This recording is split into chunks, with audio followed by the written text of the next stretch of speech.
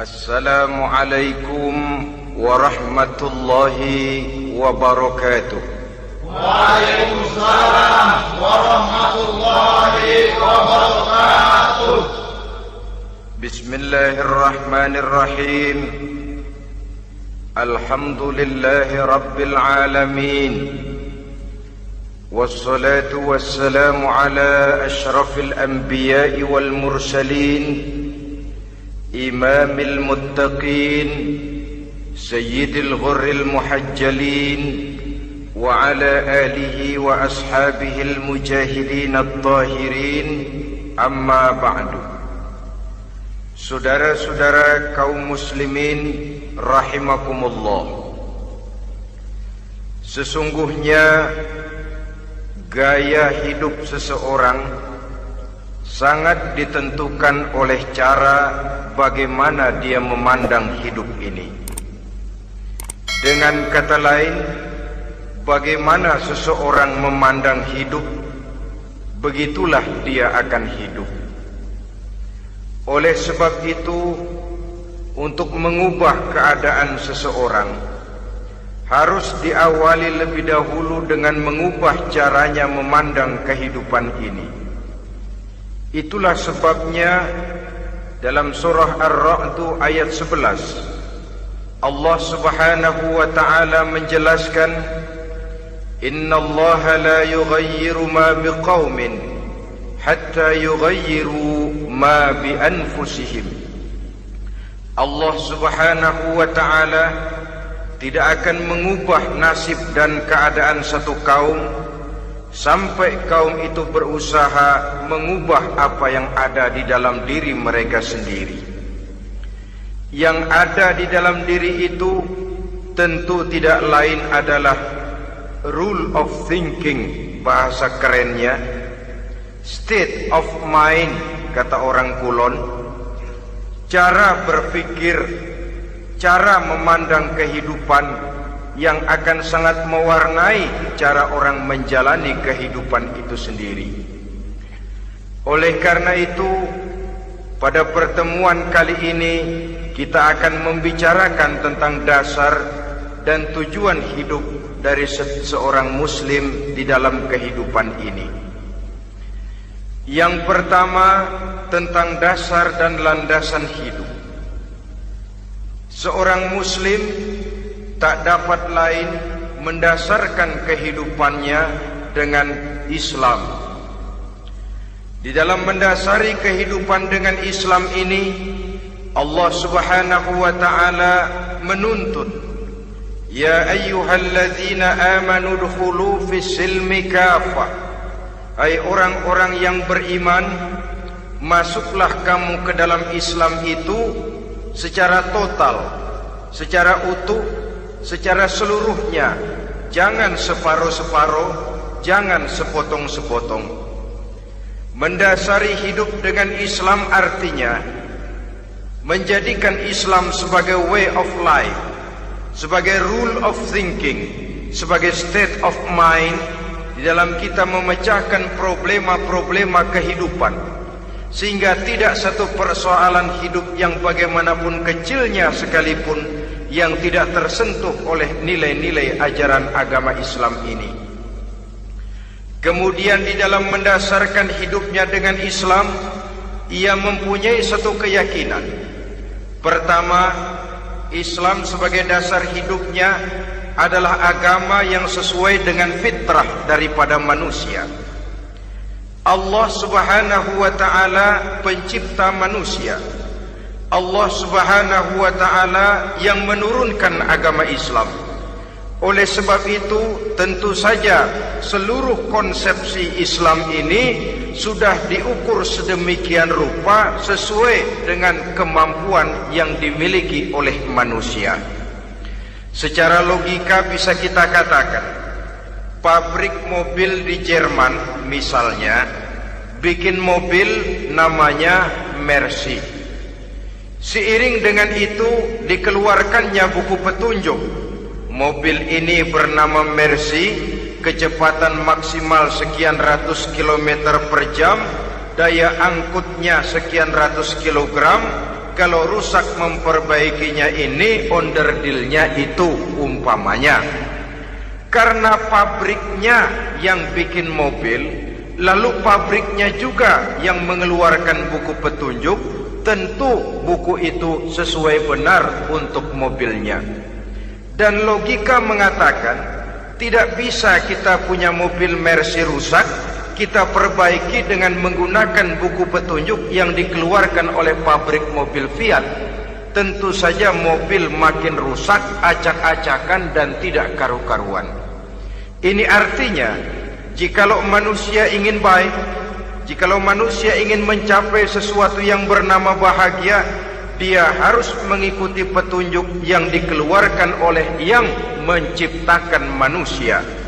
Dan petunjuk-petunjuk itu telah turun dalam satu konsepsi yang bernama Islam yang sesuai dengan fitrah manusia.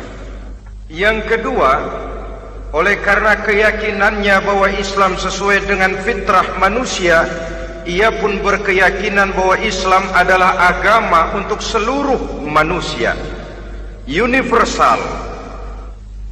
Walaupun ia diturunkan di tanah Arab, tetapi ia bukanlah agama hanya untuk orang Arab semata-mata. Keyakinan ini perlu ditegakkan kembali, oleh karena akhir-akhir ini muncul pendapat-pendapat yang menganggap seolah-olah agama itu barang impor. Persilahkan saja kalau memang itu merupakan keyakinannya, tetapi menganggap agama sebagai barang impor sungguh merupakan satu kekeliruan yang sangat besar. Bahwa Arab sebagian besar memang Islam, jelas. Tetapi Islam bukannya Arab, itu pun harus kita akui. Kita bisa menjadi Muslim yang baik tanpa perlu menjadi orang Arab. Dengan kata lain, kita bisa menjadi Muslim yang baik dengan tetap menjadi warga negara Indonesia yang baik. Bahwa Al-Quran diturunkan dalam bahasa Arab oleh karena memang ia turun di tanah Arab. Buktinya apa? Walaupun Quran dalam bahasa Arab, tidak satu pun ayat Quran yang ditujukan kepada orang Arab semata-mata. Tidak ada ayat ya ayyuhal arabiyun, hai orang-orang Arab. Tidak ada. Yang ada malah ya ayyuhan nas, wahai manusia. Manusia yang mana? Yang mana saja asal merasa manusia. Kalau tidak merasa manusia, tidak usah terpanggil dengan ayat tadi. Maka dalam mendasari hidup dengan Islam, kita berkeyakinan Islam adalah agama untuk seluruh manusia.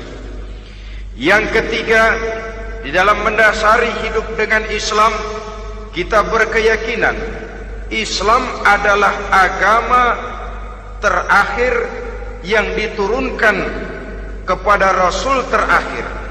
Tidak ada Rasul dan Nabi sesudah Nabi Muhammad, dan tidak ada agama lagi sesudah agama Islam.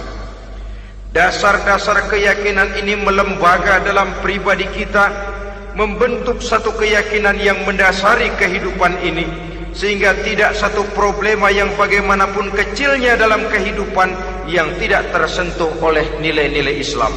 Sejak kita tidur sampai kita bangun tidur, bahkan tidur itu sendiri, dan seluruh kegiatan kehidupan yang kita laksanakan dalam 24 jam, tidak satu pun yang tidak tersentuh oleh nilai-nilai Islam. Inilah pandangan hidup Muslim. Jawaban seorang Muslim terhadap problema-problema kehidupan yang dihadapinya, yang di dalam menjawab problema itu ia Islam oriented, berorientasi kepada nilai-nilai Islam. Apa kata Islam tentang pekerjaan yang dihadapinya? Halal kata Islam, halallah dia katakan. Haram kata Islam, haram dia katakan. Islam oriented. Barometer dalam perbuatannya tidak lain daripada nilai-nilai Islam itu sendiri. Dan kemudian di dalam mendasari kehidupan dengan Islam, ia berkeyakinan Islam adalah satu-satunya agama yang benar. Bahasa kerennya, Islam is the single one, the true religion behind the God. Satu-satunya. Keyakinan ini kelihatannya subjektif, tapi memang inilah pokok daripada kehidupan beragama. Saudara-saudara kaum muslimin rahimakumullah, kalau itulah dasar daripada kehidupan kita sebagai muslim, apa yang menjadi landasannya? Kalau dasar hidup kita Islam, maka landasan hidup kita tidak lain adalah Al-Quran dan Sunnah Rasulullah Sallallahu Alaihi Wasallam.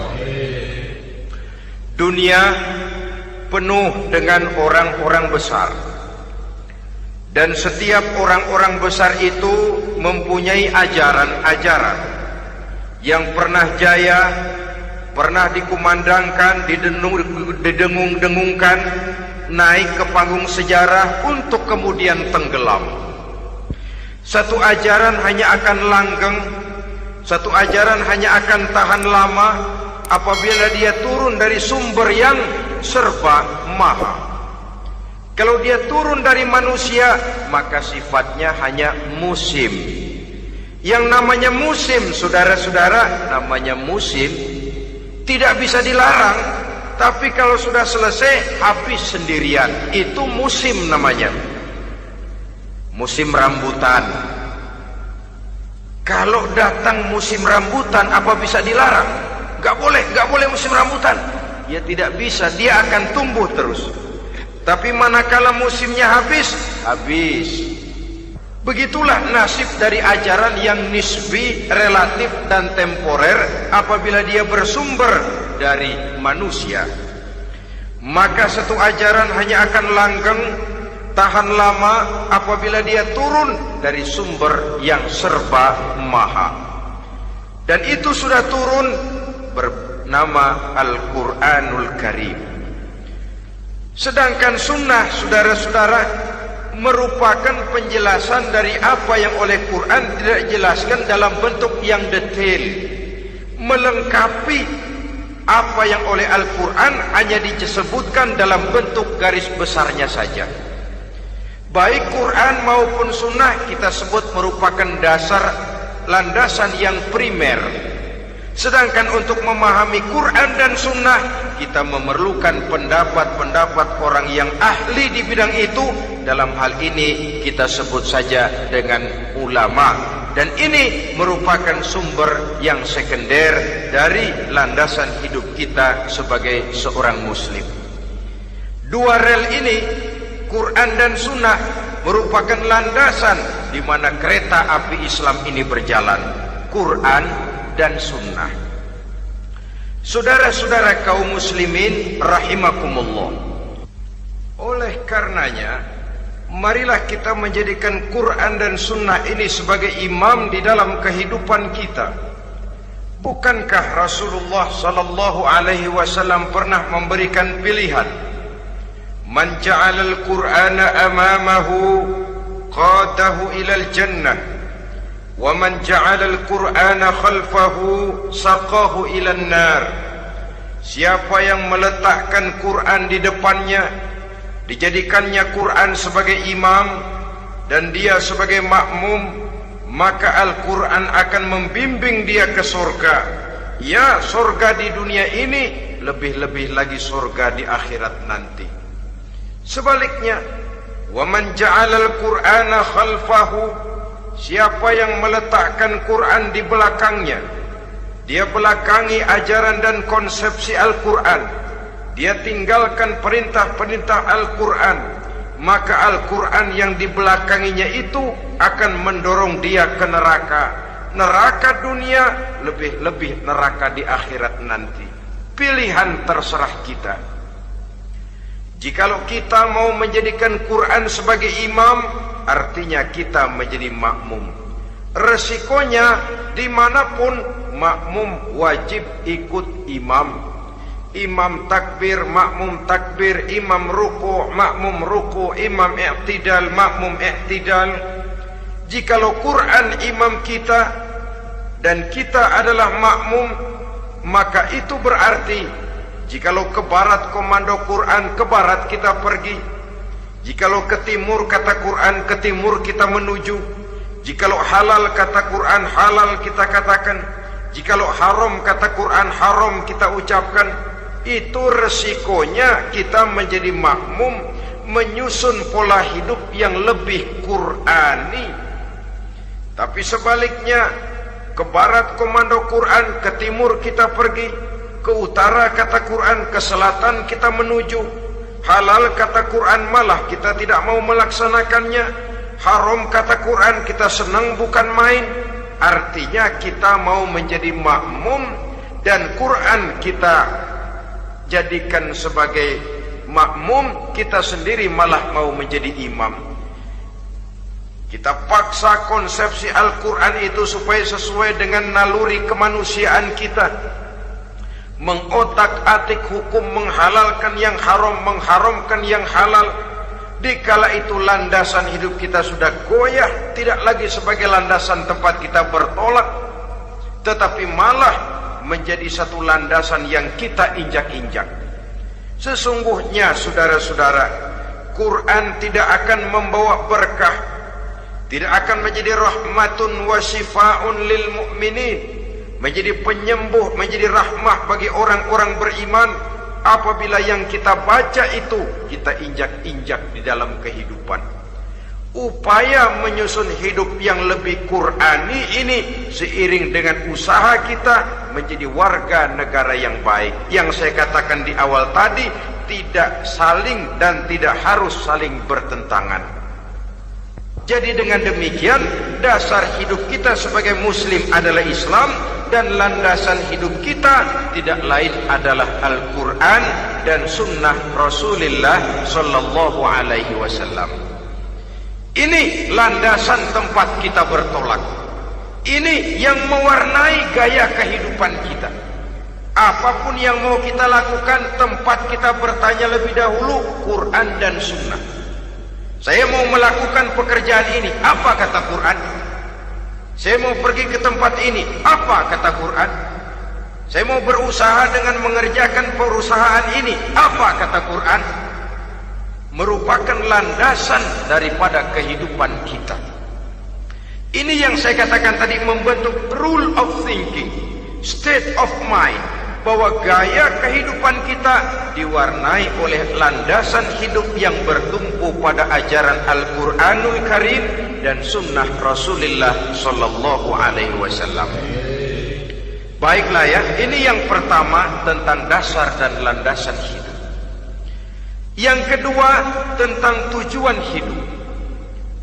Kalau sudah ada landasan tempat kita bertolak, lalu kemana pantai yang akan kita tuju?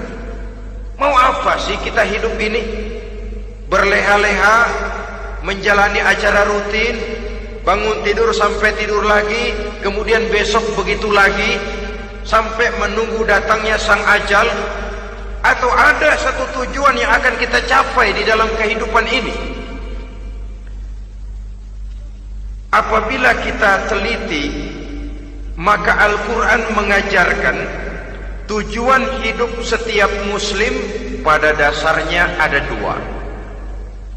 Pertama, kita sebut saja tujuan jangka pendek. Tujuan jangka pendek itu sasarannya dunia sekarang ini. Bentuknya horizontal. Targetnya agar setiap pribadi muslim menjadi rahmatan lil alamin, rahmah bagi lingkungannya. Inilah yang oleh agama dinamakan hablum minan nas, yang isinya adalah ilmu dan peradaban. Jadi dunia dan seluruh isinya merupakan tujuan jangka pendek saja. Untuk mencapai tujuan jangka pendek, dunia dan seluruh isinya, unsur penunjangnya adalah pendidikan, pengalaman, atau nasib. Makin tinggi pendidikan, makin mudah menjangkau hidup. Makin banyak pengalaman, makin mudah menguasai dunia. atau karena faktor nasib. Pendidikannya tidak seberapa, pengalaman pun kadang-kadang dangkal, tapi karena nasibnya lagi hoki, kata orang sekarang, nasibnya lagi bagus, dia naik ke panggung memegang peranan. Faktor yang namanya nasib ini ada, tapi tidak bisa dijadikan sandaran. Untuk menjangkau dunia dan seluruh isinya, unsur penunjangnya pertama pendidikan, yang kedua pengalaman, yang ketiga faktor nasib. Oleh karena itu, apabila kita ingin mudah mencapai dunia, yang pertama harus kita laksanakan bagaimana menempuh satu pendidikan. Di zaman sekarang orang terangsang untuk hidup dalam pola yang oleh orang-orang priangan disebut hardolin. Saudara tahu hardolin? Itu potongan dari dahar modal ulin. Filsafat hidup yang pakaian mau bagus, makan mau enak, kerja nggak mau. Akhirnya jadilah dia penghayal kelas berat, tukang-tukang lamun kelas tinggi. Tiap hari kegiatannya ya cuma tidak terlepas dari tiga kriteria itu, hardolin. Pokoknya kalau sudah dahar modal ulin, besok ya begitu lagi, pola dari dimana orang pakaian mau bagus, makan mau senang, duit mau punya, kerja tidak mau. Kadang-kadang mau kerja tapi tidak tahu apa yang harus dikerjakan, ditambah oleh sempitnya lapangan pekerjaan. Tidak tahu apa yang harus dikerjakan, dilatar belakangi oleh tidak adanya pendidikan yang dia terima, sehingga mau kerja apa lalu bingung. Oleh karena itu, terutama buat adik-adik remaja, para pemuda, saya berpesan untuk menjangkau dunia, yang pertama harus kita jalani bagaimana membina diri, mendidik. Taruh kata drop out, putus sekolah, tapi drop out bukan halangan bagi tumbuhnya cita-cita yang mulia. Bahkan ada orang bilang many a great man starts as a newspaper boy. Banyak orang-orang besar yang memulai pekerjaannya dagang koran. Putus sekolah bukan merupakan halangan bagi tumbuhnya cita-cita yang mulia. Dan tidak sedikit orang-orang besar yang tidak keluaran perguruan tinggi. Tidak sedikit orang-orang besar yang tidak merupakan produk dari perguruan tinggi tertentu, tapi kerajinannya belajar, banyak membaca, banyak bergaul, autodidak. Syukur kalau masih bisa menempuh pendidikan yang formal. Kekurangan ekonomi, kemiskinan keluarga jangan menjadi penghalang bagi tumbuhnya cita-cita yang tinggi untuk menempuh karier pendidikan yang baik. Ini memang pahit, tapi bagaimanapun kata orang, lebih baik makan singkong beneran daripada makan roti ngimpi. Artinya jikalau memang perlu, lebih baik sekolah sambil dagang koran, nyemir sepatu, parkir mobil, daripada hardolin itu tadi. Tanpa prospek hari depan yang ada artinya. Dan pendidikan memang merupakan sesuatu yang baik, tapi tanpa ini rasanya kita akan sulit untuk menjangkau dunia, tersisih di pojok-pojok kehidupan. Jangan lalu bilang, manusia kan rezekinya sudah dijamin oleh Allah, ayam saja ada rezekinya. Of course, tapi jangan lupa, cara ayam cari rezeki dengan cara manusia cari rezeki lain. Kalau ayam cari rezeki dari tahun atu, modalnya cuma ceker sama patok. Kalau ayam mah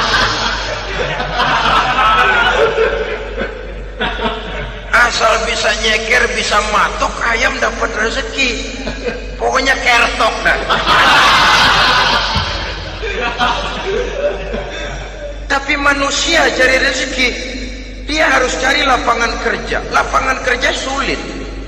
Sudah dapat lapangan kerja, harus punya keahlian. Untuk memperoleh keahlian harus dengan pendidikan. Berhadapan lagi dengan saingan-saingan, karena pasaran tenaga kerja Tiap tahun puluhan kalau tidak ratusan ribu pasaran tenaga kerja yang masuk lapangan kerja.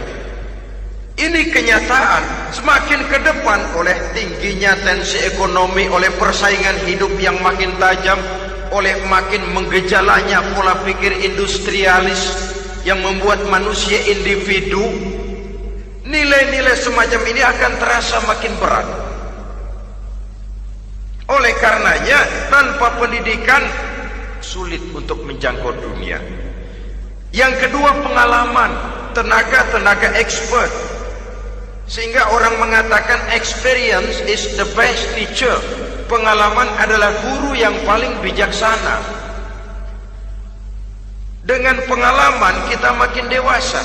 Dan orang sering mengatakan kegagalan hakikatnya adalah keberhasilan yang tertunda. Jangan takut gagal, kalau itu akan mengantarkan kita kepada pola hidup yang lebih dewasa, lebih tegar, lebih sanggup menghadapi kesulitan-kesulitan. Dan faktor yang ketiga, nasib. Kadang-kadang orang pendidikannya tidak ada, kadang-kadang pengalamannya tidak seberapa, tapi karena nasib, engkongnya misalnya jadi komandan Hansip, dia naik jadi anggota Hansip. Itu karena faktor nasib saja. Yang ketiga ini ada, tapi tidak bisa dijadikan sandaran dalam arti bahwa kita lalu mengandalkan nasib. Lo nanti udah gede mau jadi apa? Gue sih gimana nasib aja dah. Jadi orang syukur, jadi gembel nasib. Tidak bisa kita menghadapi hidup dalam satu alur spekulasi. Tidak bisa kita menjalani skenario kehidupan ini dengan bersikap untung-untungan. Karena kehidupan walaupun tidak bisa dipastikan, paling kurang bisa dirancang, bisa direncanakan, bisa ditargetkan, bisa dianalisa kemungkinan-kemungkinannya. Walaupun tidak bisa dipastikan, tapi bisa diperhitungkan. Sebagai manusia yang terikat oleh causality, oleh hukum sebab akibat, sewajarnya kita memperhitungkan kemungkinan-kemungkinan itu. Kira-kira 5, 10, 15 tahun yang akan datang, sejauh mana kesulitan-kesulitan dalam kehidupan ini, sejauh mana persaingan dalam hidup, sejauh mana tenaga kerja dibutuhkan, sejauh mana keahlian dan skill menunjang ke arah itu. Kalau tidak, kita akan tersisih di sudut-sudut kehidupan untuk lebih banyak jadi penonton daripada menjadi pemain. Padahal kita ingin jadi pemain, kita ingin aktif, kita ingin punya peranan karena kita oleh agama dituntut menjadi rahmatan lil alamin, menjadi rahmah bagi lingkungan di mana kita tinggal, mewarnai lingkungan, bukan cuma diwarnai oleh lingkungan itu sendiri. Itu tadi tujuan jangka pendek sebagai tujuan yang pertama. Yang kedua, tujuan jangka panjang. Tujuan jangka panjang ini sasarannya adalah akhirat. Bentuknya vertikal, targetnya adalah mardotillah atau ridho daripada Allah. Dan ini yang oleh agama dinamakan dengan hablum minallah, tali vertikal yang menghubungkan manusia langsung dengan Tuhannya. Untuk mencapai tujuan jangka panjang akhirat ini, unsur penunjangnya adalah prestasi ibadah. Kalau untuk tujuan jangka pendek, dunia dan seluruh isinya, pendidikan, pengalaman dan nasib memegang peranan yang sangat penting, maka untuk akhirat, pendidikan, pengalaman, nasib tidak punya pengaruh banyak. Unsur penunjangnya adalah prestasi ibadah. Bagaimanapun tinggi pendidikan, bagaimanapun banyak pengalaman, tanpa prestasi ibadah, nol besar kita dalam pandangan Allah Subhanahu wa ta'ala. Saudara-saudara kaum muslimin rahimakumullah, itu sebabnya seorang muslim sholat, puasa, haji, zakat, yang kalaupun ada target dunia itu cuma side effect saja, sekedar satu efek sampingan. Target utamanya tetap tujuan jangka panjang, akhirat dan ridho Allah. Kenapa kita sholat? Untuk mencari ridho Allah. Kenapa kita laksanakan ibadah haji? Untuk mencari ridho Allah. Kita bangun di keheningan malam untuk mencari ridho Allah. Kalau ada akibat dunia, itu cuma akibat sekunder saja. Ada misalnya orang karena tekun ibadah rezekinya lancar, itu baru persekot, baru tanda jadi. Kadang-kadang persekotnya saja sudah nikmat kok, apalagi cashnya, kontannya. Sebaliknya kalau ada orang rajin ibadah rezekinya seret, jangan jadi alasan. Kok lu nggak sembahyang? Alah, tetangga gua rajin sembahyang melarat terus. Ya memang sholat itu bukan dengan target dunia, target akhirat, saudara-saudara. Oleh sebab itu, seorang muslim adalah seorang yang berpandangan luas, berjiwa lapang. Maksudnya apa? Tujuan jangka pendek dan jangka panjang ini harus dia raih kedua-duanya. Ini yang oleh Al-Quran diajarkan agar setiap muslim mencapai fid dunya hasanah wa fil akhirati hasanah. Kebaikan di dunia, kebaikan di akhirat, itu arti hasanah. Jangan macam orang dulu, punya istri dua pergi haji. Yang satu yang muda istrinya namanya Hasanah, yang satu namanya Khadijah. Waktu tawaf keliling Ka'bah, si suami ini nggak bisa doa apa-apa kecuali Rabbana Atina itu. Tiap putaran Rabbana Atina fid dunya hasanah wa fil akhirati hasanah. Putaran kedua Rabbana Atina fid dunya hasanah wa fil akhirati hasanah. Ini istri tuanya yang namanya Khadijah dengerin aja. Akhirnya di satu saat dia colek suaminya, "Bang, mentang-mentang Hasanah bini muda disebutin melulu, saya dong disebutin dalam doa." "Iya deh, ntar putaran selanjutnya." Suaminya blow on juga. Putaran kedua dia baca Rabbana Atina fid dunya hasanah wa fil akhirati Khadijah.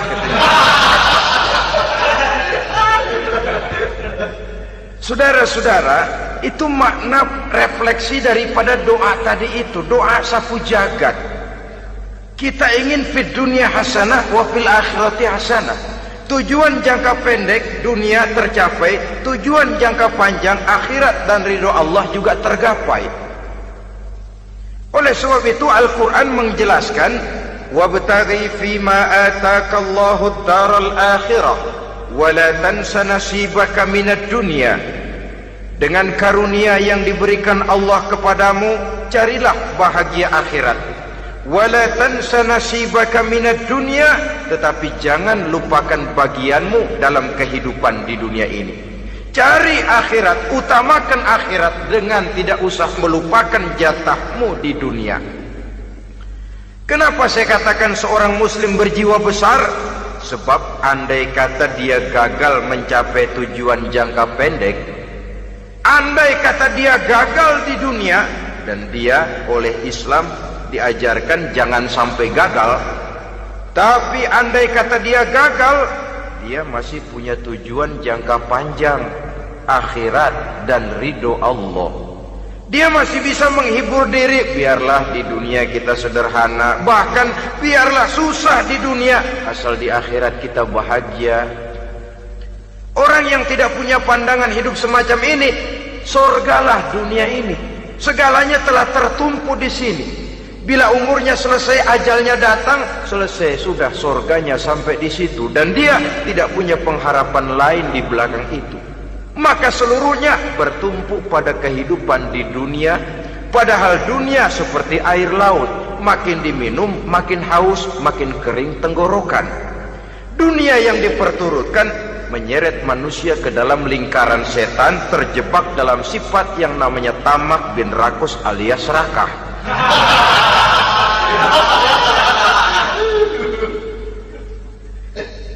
Andai kata dia gagal untuk tujuan jangka pendek, dia masih punya tujuan jangka panjang, akhirat.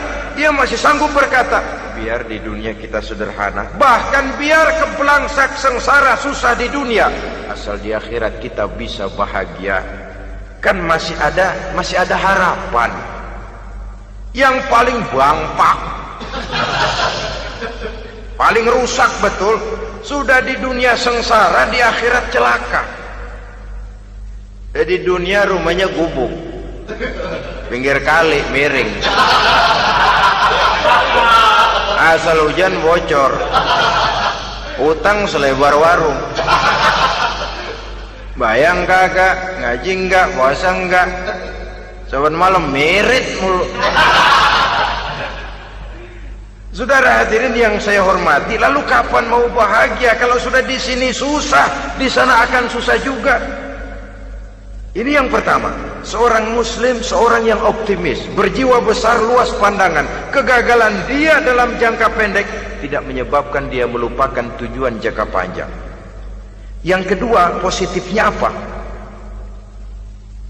Cara dia mencapai tujuan jangka pendek diwarnai oleh keyakinan adanya tujuan jangka panjang. Dia memang benar cari harta, tapi karena dia yakin ada akhirat, Allah ridho apa tidak? Ini positifnya. Saya memang cari duit, tapi dengan cara ini Allah ridho apa tidak? Saya memang ingin berpakaian yang rapi, tapi dengan tidak menutup aurat begini, Allah ridho atau tidak? Saya memang bergaul menghormati teman, tapi terjebak dalam minuman keras karena menghormati teman, Allah ridho apa tidak? Ini orang yang punya tujuan jangka panjang. Segalanya diberikan bingkai dengan pertanyaan, Allah ridho atau tidak? Keyakinannya terhadap tujuan jangka panjang mewarnai gaya hidupnya di dunia ini, mencapai tujuan jangka pendek tadi. Mau minum, Allah ridho apa enggak ini? Mau makan, yang saya makan Allah ridho apa enggak ini? Pendeknya apapun yang mau dia kerjakan, karena dia punya keyakinan tujuan jangka panjang, dia selalu menimbang terhadap ridho Allah tadi. Jadi tanpa prestasi ibadah, kita nol besar dalam pandangan Allah. Ini nilai manusia yang hakiki di sini. Ini makna inna akramakum indallahi atqakum. Di akhirat nanti kan tidak pernah akan disidang, kamu pendidikan setinggi apa? Tidak. Gelarmu berapa renteng? Profesor, doktor? Tidak. Akhirat hanya menyidang kau sholat atau tidak, kau puasa atau tidak, kau zakat atau tidak. Diberikan kamu harta yang banyak, dari mana kau dapat, kemana kau belanjakan. Prestasi ibadah itu yang ditanya. Setinggi apa pendidikan, sebanyak apa pengalaman, no problem, tidak jadi masalah di akhirat itu. Prestasi ibadah itu yang akan kita persembahkan di hadapan Allah. Itu makna inna akramakum indallahi atqakum. Kerbau dinilai dari dagingnya, makin gemuk makin mahal harganya. Tapi ada perkutut lebih mahal dari kerbau. Perkutut itu mahalan mentahnya loh daripada matangnya. Karena harga perkutut pada suaranya. Lalu di mana harga manusia yang paling gemuk? Tidak. Suaranya, oh kalau manusia dinilai dari suaranya, barangkali Madonna nomor awal masuk surga. Hanyalah dengan prestasi ibadah kita bisa mencapai tujuan jangka panjang, akhirat dan ridho Allah. Nah baiklah ya, kalau sudah jelas bahwa kita punya dua tujuan jangka hidup, jangka pendek dan jangka panjang, bagaimana Islam mengajarkan kita meraih dua ini? Pada prinsipnya Islam mengajarkan sistem keseimbangan. Dalam berbagai aspek kehidupan, keseimbangan ini nampak dengan nyata diajarkan oleh agama kita. Seperti ayat yang saya bacakan tadi. dengan karunia yang diberikan Allah kepadamu, cari negeri akhirat, tapi jangan lupakan bagianmu di dunia ini. Dalam bentuk yang lebih nyata, bekerjalah untuk duniamu seolah kau akan hidup buat selamanya, tapi bekerjalah buat akhiratmu seolah kau akan mati besok. Manifestasinya dalam kehidupan, misalnya orang kaya diperintah membantu yang miskin, tapi orang miskin dianjurkan berusaha. Jangan mengandalkan hidup kepada yang kaya, seimbang. Kamu kaya, betul Pak, bantu yang miskin. Kamu miskin, iya Pak, berusaha, seimbang. Tuan rumah diwajibkan menghormati tamu, tamu diwajibkan tahu diri, seimbang. Jadi bagaimana kalau sudah kita bekerja di sawah, di ladang, di pasar, di kantor, anggap kita akan hidup selamanya agar timbul gairah kerja. Tapi kalau sudah sholat, anggap kita akan mati besok supaya timbul khusyuknya. Nah, titik tekannya di mana? Stresnya itu. Walaupun Islam mengajarkan sistem keseimbangan, tapi Al-Quran tetap menggarisbawahi walal akhiratu khairul laka minal, bahwa bagaimanapun seimbangnya, akhirat itu lebih utama daripada dunia. Bagaimana implementasinya? Kata orang-orang tua, kalau kita menanam padi, rumput pasti tumbuh, tapi nanam rumput jangan mimpi tumbuh padi. Maksudnya apa? Kalau satu perbuatan kita niatkan karena Allah, dunianya pasti ikut.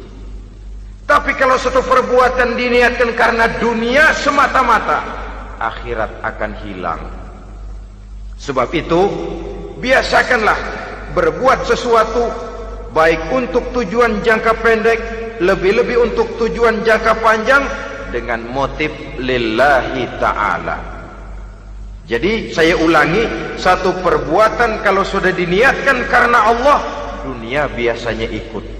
Tapi kalau diniatkan karena dunia semata-mata, akhirat akan luput.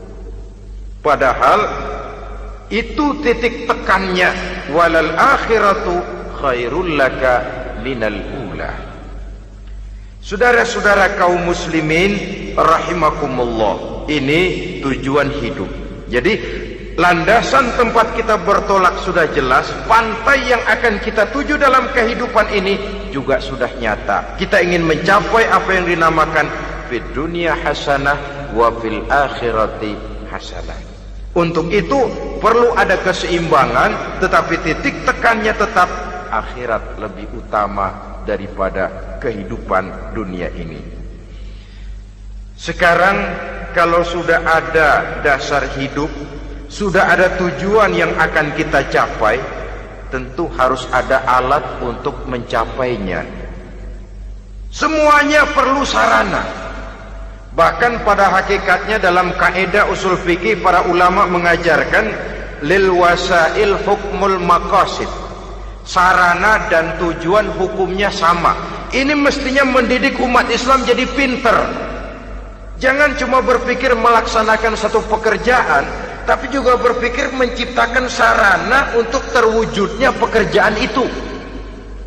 Misalnya umat Islam wajib pergi haji kalau mampu, kan begitu toh?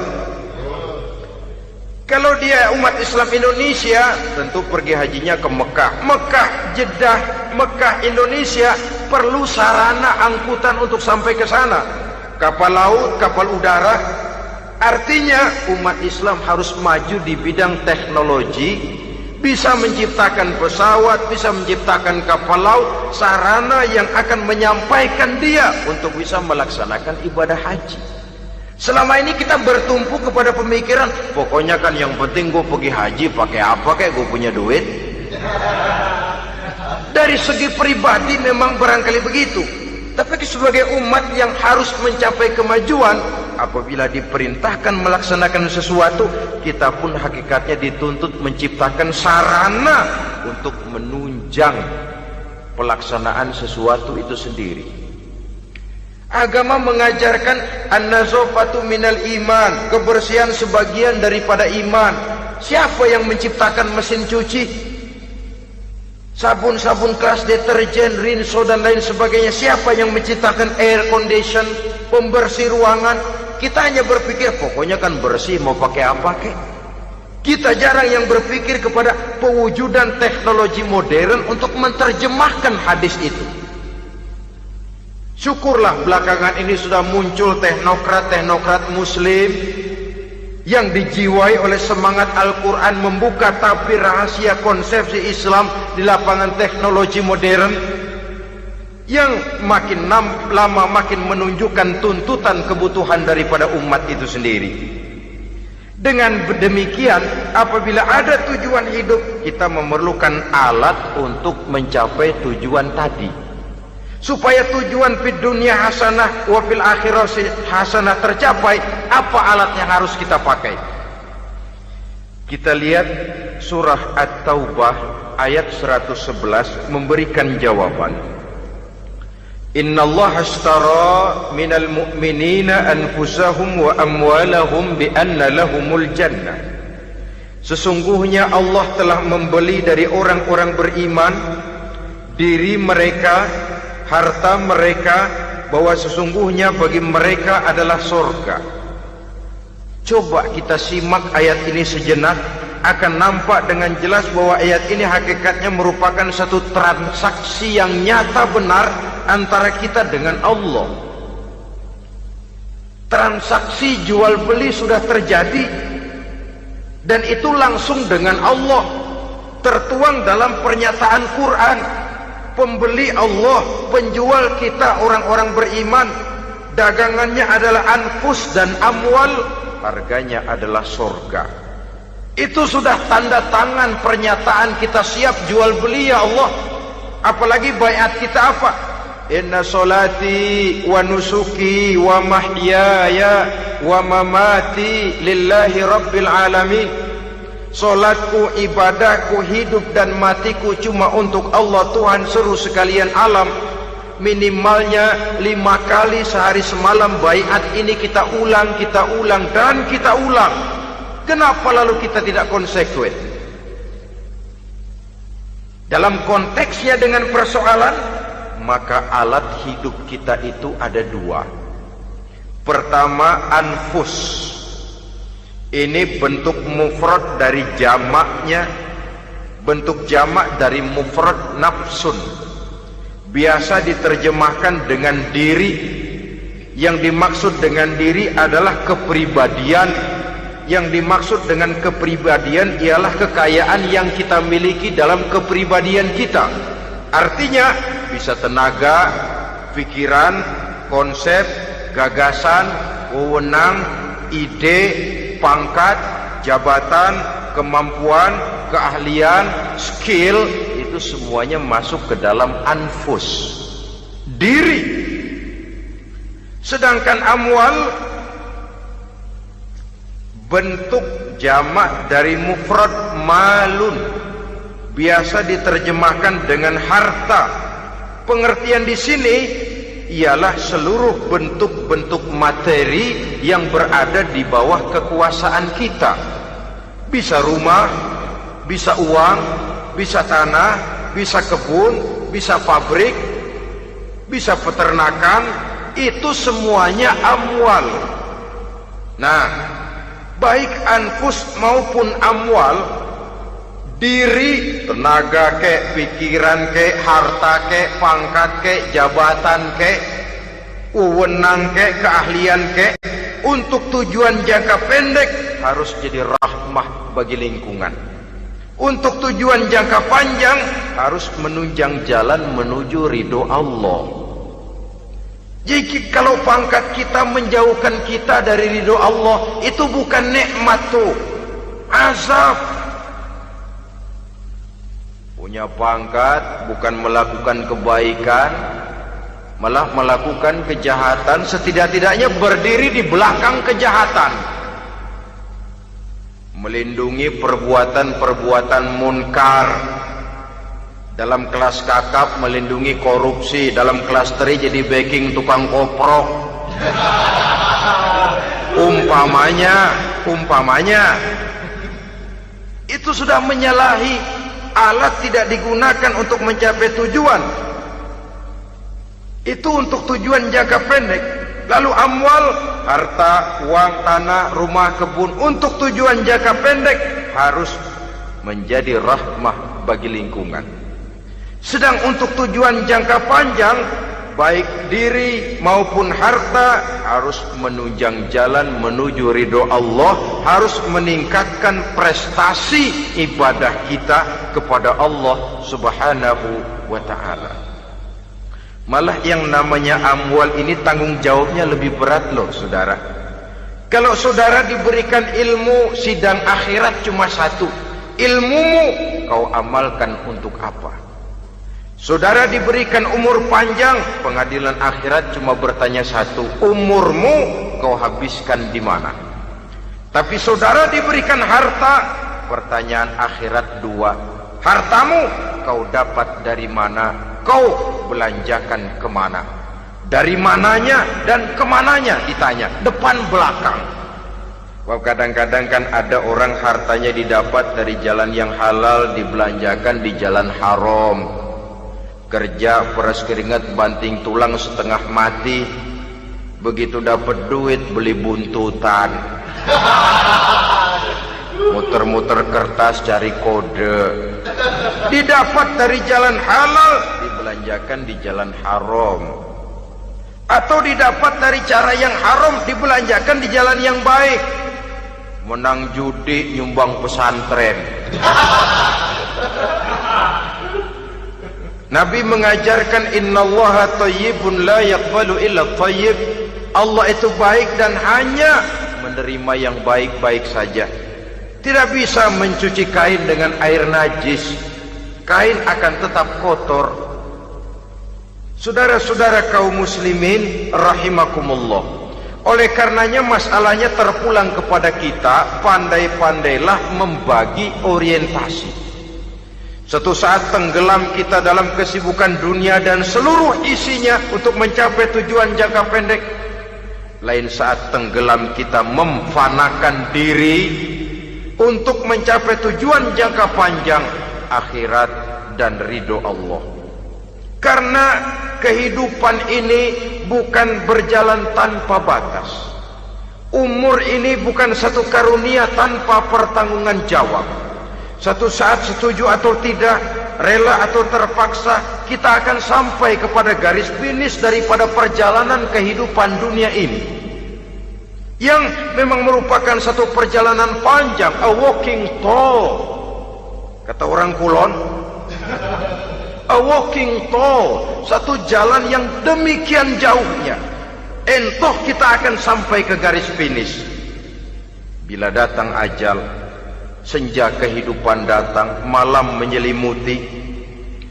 Datangnya tidak pernah kita sangka, tapi sekali dia datang, tidak satu kekuatan yang bisa menolak. Kehadirannya tidak pernah kita harapkan, tapi satu kali dia datang bertamu, pasti terjadi. Dan itu pasti akan kita temui. Alangkah malangnya pada saat kembali itu datang, kita tidak punya prestasi ibadah.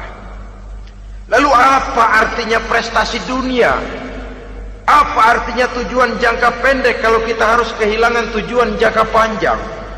Rumah kita yang besar, pangkat kita yang tinggi, harta kita yang banyak, bisakah menolong kita untuk kalau sudah kumpul di padang mahsyar nanti? Malaikat, jangan gebugin saya, rumah saya harga 2 miliar.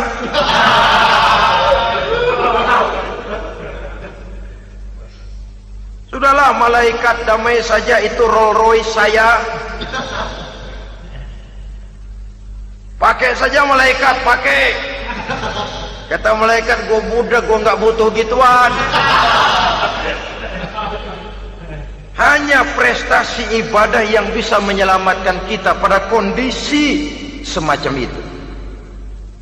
Jadi oleh karena itu saudara-saudara, biar di dunia ini rumah kita besar, mobil bagus, uang banyak, pabrik ada, usaha lancar, asal di akhirat masuk surga aja. Gak apa-apa. Daripada di dunia sengsara, di akhirat neraka, senangnya kapan? Sudah di sini sengsara, di sana kebelangsak. Itu yang orang-orang tua bilang lacur kuda namanya. Pelan dipecut, kenceng digentak, setengah mati, serba salah. Kuda kalau bisa ngomong, gue setengah mati, serba salah. Pelan dipecut, kekencengan ditarik, itu yang namanya lacur kuda begitu. Serba salah posisinya. Untuk itu pandai-pandailah membagi orientasi supaya tercapai tujuan ideal ini, fid dunya hasanah wa fil akhirati hasanah. Ini tentang tujuan hidup. Nah, untuk mencapai tujuan ini kita tidak berjalan sendiri. Kita perlu teman hidup. Di samping teman hidup ada pula lawan hidup. Siapa teman hidup kita untuk mencapai tujuan hidup ini? Dalam arti sempit, teman hidup kita suami istri yang taat kepada Allah.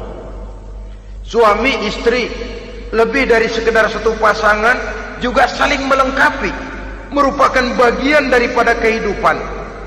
Suami adalah teman istri, istri adalah teman suami untuk mencapai tujuan hidup tadi. Mencapai fid dunya hasanah wa fil akhirati hasanah. Seiring, seirama, selaras, serasi, seimbang, kata orang sekarang. Teman dalam arti sempit. Adapun teman dalam arti luas, setiap orang yang pandangan hidupnya sama dengan kita. Setiap orang yang akidahnya sama dengan kita. Terlepas dari suku bangsa apapun, warna kulit apapun, bahasa apapun, jikalau keyakinannya sama, pandangan hidupnya sama, dia adalah saudara kita dalam artian yang luas. Islam tidak kenal teritorial, maka tidak ada itu Islam Jepang. Ya walaupun secara formalnya ada, tapi informal Muslim adalah Muslim, diikat dengan akidah. Itu teman hidup. Lalu lawan hidup siapa? Pertama iblis, dalam segala bentuk dan implementasinya. Yang kedua, setiap orang yang pandangan hidupnya tidak sama dengan kita secara ideologis, itulah lawan hidup kita. Maka yang teman jadikan teman, yang lawan jadikan lawan. Jangan teman dijadikan lawan, lawan dijadikan teman. Itu namanya kopiah dipasang di kaki, pak bakyak naik ke jidat. Wajar kalau kepala lalu jadi benjol. Salah milih teman, salah cari lawan. Salah milih teman, salah cari lawan. Akibatnya kita yang akan susah di kemudian hari nanti. Saudara-saudara kaum muslimin rahimakumullah, oleh karenanya pandai-pandailah dalam hidup ini. Yang teman jadikan teman, yang lawan jadikan lawan. Kalau lawan kita jadikan teman, sementara teman kita jadikan lawan, dan itu apa yang banyak terjadi dalam praktek kehidupan, kita tidak akan bisa mencapai tujuan. Karena akan tertarung di kaki sendiri. Nah, ini sajalah yang kita bicarakan pada pertemuan kali ini. Mudah-mudahan ada manfaatnya. Terima kasih atas segala perhatian. Mohon maaf atas segala kekurangan.